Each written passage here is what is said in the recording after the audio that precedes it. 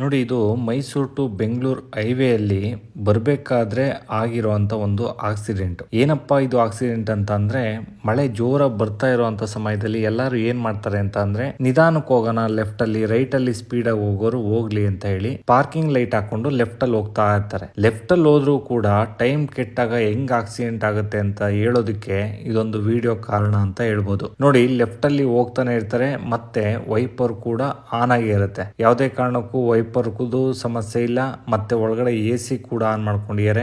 AC ಇಂದಾಗಿ glass ಎಲ್ಲ clean ಆಗಿ ಕಾಣಿಸ್ತಾ ಇದೆ. ಹಂಗಾಗಿ ಗ್ಲಾಸ್ ಅಲ್ಲಿ ಯಾವುದೇ ತರ ಮಂಜು ಕೌಚ್ಕೊಂಡಿಲ್ಲ, ಏನೋ ರೋಡ್ ಕಾಣಲ್ಲ ಅನ್ನೋ ಕಾರಣಕ್ಕೆ. ಮತ್ತೆ ರೋಡ್ ಕಾಣದೇ ಇರೋಷ್ಟು ಏನು ಮಳೆನೂ ಹುಯ್ತಾ ಇಲ್ಲ. ಆದ್ರೆ ಪಕ್ಕದಲ್ಲಿ ಬಂದಂತ ಒಂದು ವೈಟ್ ಕಲರ್ ಕಾರ್ ನೋಡಿ, ಅಲ್ಲಿ ನೀರನ್ನ ಆರಿಸುತ್ತೆ. ಆ ನೀರು ಅಪ್ಪಳಿಸಿ ಜೋರಾಗಿ ಬಿದ್ದಂತ ಒಂದು ಕಾರಣದಲ್ಲಿ ಗಾಜಿನ ಮೇಲೆ ವೈಪರ್ ಬೇಗ ಕ್ಲೀನ್ ಮಾಡಕ್ ಆಗದೆ ಇರುವಂತ ಒಂದು ಸಂದರ್ಭ.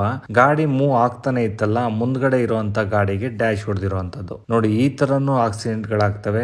ದಯವಿಟ್ಟು ಗಾಡಿ ಓಡಿಸ್ಬೇಕಾದ್ರೆ ಹುಷಾರಾಗಿ ಓಡಿಸಿ. ಇದರಿಂದ ಅವಾಯ್ಡ್ ಮಾಡೋದು ಹೇಗಪ್ಪ ಅನ್ನೋದಾದ್ರೆ, ನೀವು ಸ್ವಲ್ಪ ದೂರದಲ್ಲೇ ಗಾಡಿಯನ್ನ ಡಿಸ್ಟೆನ್ಸ್ ಅಲ್ಲಿ ಇಟ್ಕೊಂಡು ಓಡಿಸಿದ್ರೆ ಈ ತರ ಒಂದು ಆಕ್ಸಿಡೆಂಟ್ ಗಳು ಆಗೋಲ್ಲ.